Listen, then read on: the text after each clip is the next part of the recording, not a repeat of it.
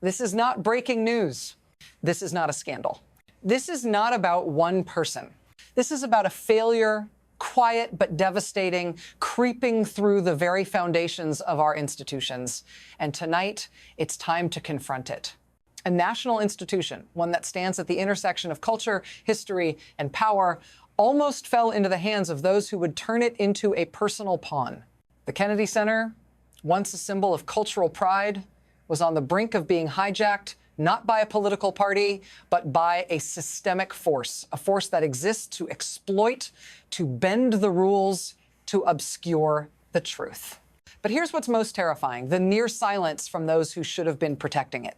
When the dust settles, when we look back on this moment, what will we say about the system that allowed this to even happen? What will we say about those who saw it coming but said nothing? We can't afford to look away, because this story is far from over. So, what is it that truly controls this system? What force makes decisions, dictates the flow of money, and pushes institutions to their breaking points? It's not the president, though his hand is often on the wheel. It's not the lawmakers, though they are the ones who should be stopping it. It's the machinery beneath all of this: the money, the backroom deals, the networks that operate out of sight. And it's far more dangerous than any single politician, because this isn't a battle between parties. It's a battle for control of everything from our cultural icons to the very funds meant for rebuilding our nation. The Kennedy Center was just one piece of the puzzle, but it's a big one. And it's not about the building. It's about who gets to decide what we celebrate, what we protect, what we allow to stand. The real question is, when did we allow this machine to get so powerful, so untouchable, that it could even think about taking a cultural institution like this for itself? And who will stop it? You might think this is a sudden crisis, that this is a new threat, one that emerged only recently. But in reality, this didn't happen overnight. The truth is, we've been slowly moving in this direction for years. It started as a whisper, a slight shift in how we view power and institutions. At first, it didn't seem dangerous. A small change here, a little bending of rules there, but it adds up. Over time, these small shifts become something much larger, harder to recognize, harder to stop. Remember the Kennedy Center? The plan to take control of it wasn't a one-time event. It wasn't even about arts funding. It was about something deeper, something more systemic, a quiet but radical transformation of how power works in Washington. We didn't notice it at first. Most didn't even care. But as it became clear that the rules didn't matter anymore, as power moved further out of reach of the people, we should have been asking, when did we stop paying attention?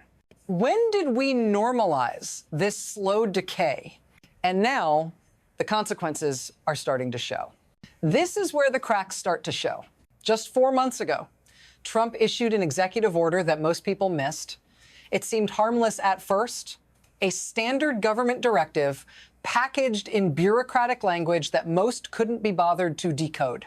But behind that order, a scheme, a plan to reshape an iconic institution, to seize control of the Kennedy Center under the guise of revitalization. It wasn't just a change in management.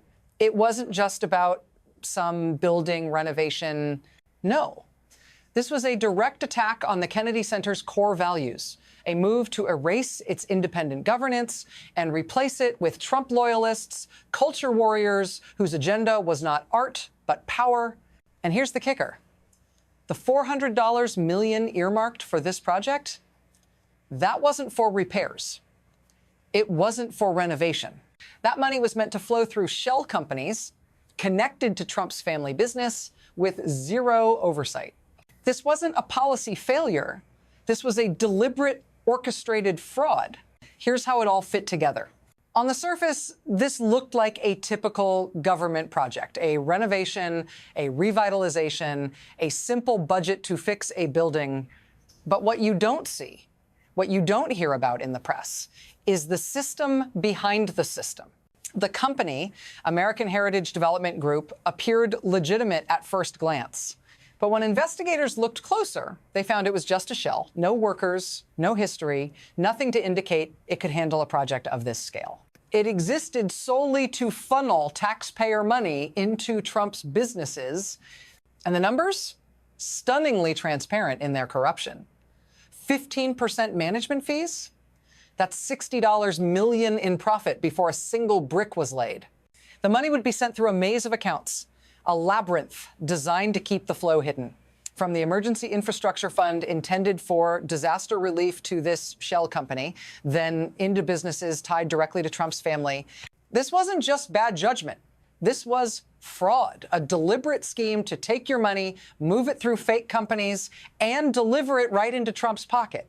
The system didn't just allow this, it made it easy. And then it gets worse. Even after the investigation had begun, Trump's team didn't slow down. They didn't even wait for all the legal hurdles to clear. Money was already moving, $23 million already out the door. The scheme was unfolding in real time, and the financial trail was growing more complicated by the hour. Accounts were being shuffled, money disappearing into secondary accounts, and the connections to Trump's business empire growing clearer. And that's not even the worst part. The real damage wasn't just in the stolen money. It was in the blatant disregard for the law, the deliberate attempts to conceal what was happening. This wasn't a misunderstanding. This was a coordinated, systematic effort to hide the truth from Congress, from the public, from the law itself. If no one had stopped them, it would have been $400 million your money funneled into the pockets of a family business with no questions asked. And the worst part, it was happening under the guise of an official government-backed project. This isn't just a financial scandal. It's a full-blown attack on the trust we place in our government. This isn't just about money. It's not just about a building or a few shady contractors. This is about you. It's about the trust you place in the system, in the institutions that are supposed to serve you, protect you, and represent your interests. What happens when that trust is shattered? What happens when a system designed to protect the public is instead used to enrich a few at the top? Think about this. If this scheme had succeeded, it wouldn't have just been the Kennedy Center that was at risk. It would have been every cultural institution in this country, every library, every museum, every nonprofit, all vulnerable to political manipulation, to corruption that turns art and culture into propaganda machines. This isn't just an attack on a building, it's an attack on what we hold dear as a society. Our history, our culture, our integrity, and it's happening right under our noses. You might be asking, how could this happen? How could this go so far with so little pushback? But the real question is, what happens if we let it go further? It's no longer just about one institution. What happened at the Kennedy Center was just the beginning. And if you think this is an isolated case, you're wrong. The ramifications of this go far beyond Washington, D.C. This scheme wasn't just an American problem, it was an international message, a sign that the U.S. government, once a model of transparency, was now ripe for exploitation. If they could take a cultural icon like the Kennedy Center and turn it into a political pawn, what's stopping them from targeting other global institutions, other public trusts? The danger here isn't just local, it's global. If these actions go unchecked, if we let this slide, the international community will see it too. They'll see that America's institutions are weak, that the systems we rely on to protect democracy are vulnerable to exploitation, and if we let that happen, what does that say about us? The message sent isn't just one of corruption. It's a message of weakness, one that can spread like wildfire, undermining faith in governments everywhere. So where does this leave us? What happens next? Right now, we have three potential futures unfolding before us. First, there's asterisk, asterisk, adjustment, asterisk, asterisk, a slow, painful recognition of the system's failures, a push to correct the course, to rebuild trust, to restore oversight, a future where we step back from the brink, learn from this, and make changes to prevent it from happening again. Second, there's asterisk, asterisk, erosion, asterisk, asterisk. The system continues to deteriorate, but slowly, quietly, the cracks deepen. And what we once took for granted, the independence of our cultural institutions, the integrity of our government, starts to crumble. The damage becomes harder to see, harder to stop, until it's too late. And then There's asterisk, asterisk, rupture, asterisk, asterisk, a full-scale breakdown of the system, a moment where the corruption becomes so blatant, so unstoppable, that nothing can hold it back.